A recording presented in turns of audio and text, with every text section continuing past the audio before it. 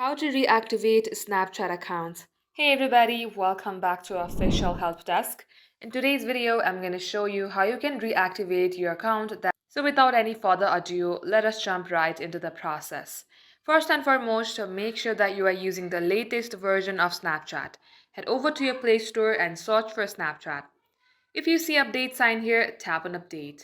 And once the update has been completed, open your app. If your account has been deactivated, it will show you this page. Here, simply type in your username or email address and your password at the box below. Once you do so, tap on to login.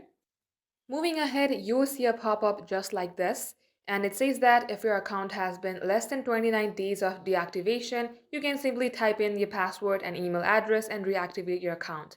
To do that, simply tap on yes.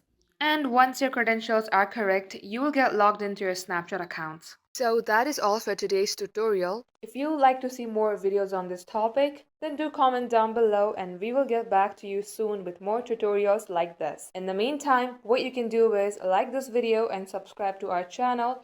Also, don't forget to hit the notification bell to never miss an update from us. Lastly, thank you very much for watching the video till the very end. We will catch you up in our next upload.